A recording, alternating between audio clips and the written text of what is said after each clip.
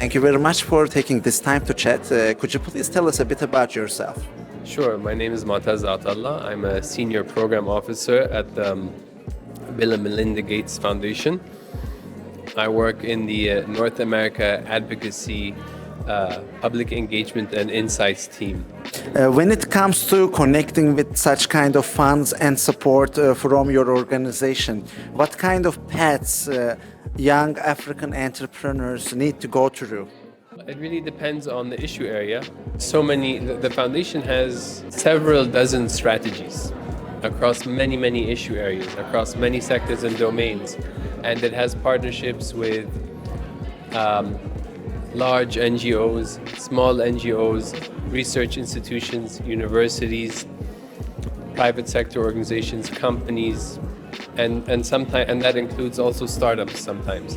The foundation doesn't usually directly work with individual, typically as I understand it. It doesn't usually partner with individual startups, but I know it has been very much involved with startup and innovation funds and programs to help to increase and improve innovation in certain specific areas related to the foundation's work, such as health research and development, health R&D, and also a recent initiative I know of in Africa is around working with innovators in health-related supply chain and health systems strengthening. First, understand what any foundation's focus is. Do they work on education? Do they work on health? Do they work on, for young children, or is it for university education and so on? And find out which geographies they work on, which regions. And if you and the work you're doing is a good fit with them, then sometimes they have an open call for proposals where you can just submit your proposal through an online portal. And many organizations don't have that. Many organizations, you have to know someone there and they have to know your work, and they will invite you to apply. And so that becomes a networking thing. I'm speaking on just as myself, not on behalf of the foundation, but I think it's fair and reasonable to, if you know someone who works in a foundation, know that they work on a certain issue, and you find them on LinkedIn, maybe you can send them a message, tell them, I know that you work on this issue, my organization or my startup, works something that I think is aligned. And ask them if they would be open to speak with you. And very often, people will say, I often say, yes, I'm interested to hear more. And sometimes I also say, I appreciate you reaching out to me, but what you work on is outside of my mandate, is outside of my portfolio, and there's nothing I can do, no collaboration I can have with you. But sometimes, I'll also say, and this was before I even worked at this foundation, when I worked at another foundation, I'll say, maybe we can get on a call, because I think I know someone or another organization that does work similar that you might want to connect with, but I would like to learn more first before I can make the connection, so I'm sure. So it's networking. But you have to do it right. You have to be very clear and kind.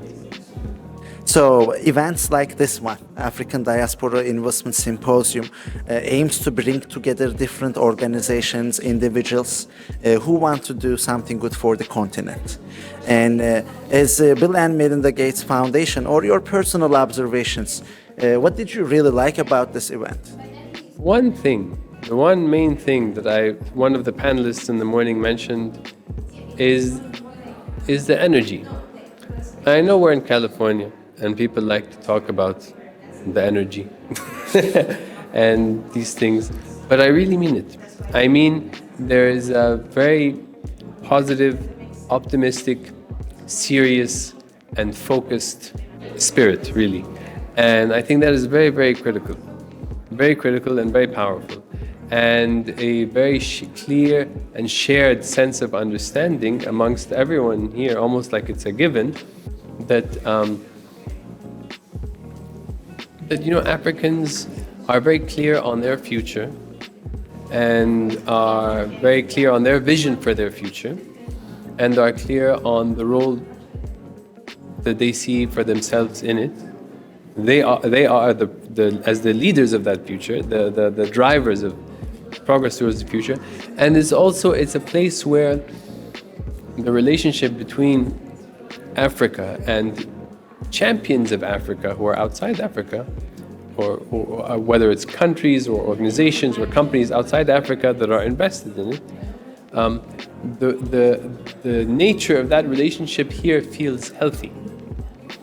It feels like actual partnership, like one based in actual mutual respect. And not just mutual respect, but one that's based in sort of excitement and appreciation of everything that defines the continent.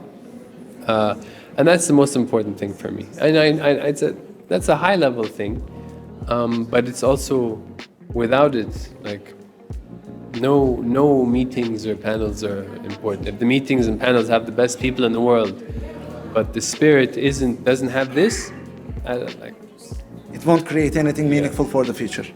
Completely agreed. Thank you very much for your time. Thank you, Amir. It was a pleasure. Thank you so much. Thank you for speaking with me.